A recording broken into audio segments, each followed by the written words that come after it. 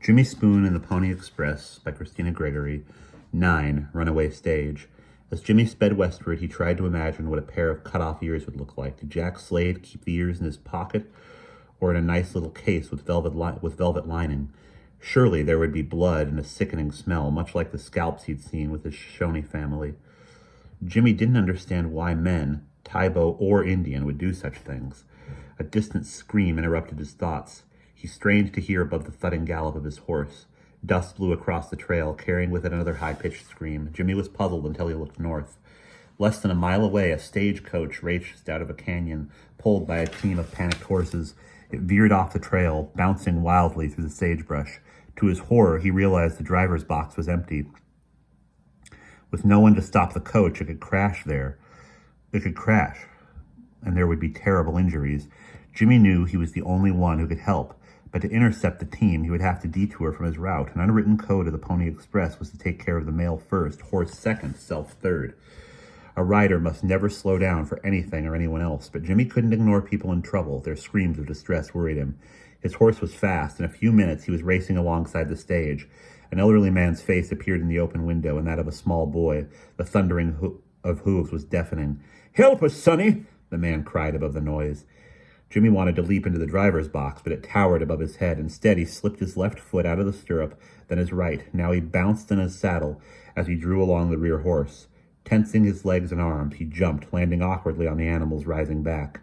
He clutched the harness without looking at his own pony, which he hoped would stay nearby. It was important the mochila didn't get lost.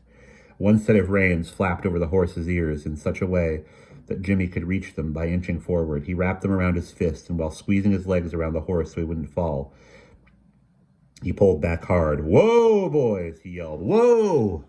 They continued to run. Again, Jimmy pulled. Finally, the lead horse responded, but it began turning left. The harder Jimmy pulled, the sharper they turned. At this speed, the coach would flip over. If only he had his knife to slit the harness. Suddenly, Jimmy noticed a small figure to his right. It was a boy no more than 10 years old. Somehow, he had managed to crawl out the window and up to the roof of the swaying coach. He perched in the driver's box, trying to find the other set of reins. The brake lever was too low for him to reach. "Careful!" Jimmy yelled, just as the boy managed to grab the thick leather straps. Pulled back as hard as his thin arms could, and with Jimmy still pulling, the horses began to slow. In a moment, they came to a stop in a spray of sand. The door of the coach flew open, and out tumbled another small boy, then his grandfather and 2 women, one holding a squalling infant. Jimmy was surprised there were so many children, but something surprised him more. A girl his age, in a high-collared dress and white gloves, stepped out, opening a parasol as her foot touched the dirt. Lillian Zimmerman! What on earth was the captain's daughter doing here? He was too astonished to speak. "Oh, Jimmy," she cried, hurrying to his side. "I'm so glad to see you. Those wretched men, they bragged about being in Rex Dooley's gang. They shot our poor driver, and they robbed every one of us of our valuables. Aunt Julia and I are on our way to Fort Churchill to see Father. Oh, to think we were almost killed!" Lillian burst into tears. Jimmy felt uneasy, wanting to comfort her, but not sure how. For several minutes, they stood in the shade of the rear wheel, which was as tall as Jimmy. He noticed large parcels of mail strapped beneath the carriage, probably magazines and other letters too heavy for the mochilas. They were safe from the robbers, but by the time the stage reached California, everything would be soaked from the river crossing.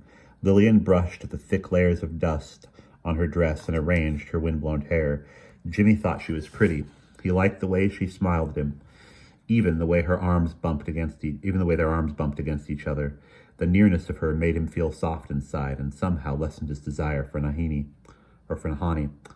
He didn't understand why this was. He took Lillian's hand, and as he helped her step up into the coach, he found himself flushed with pleasure.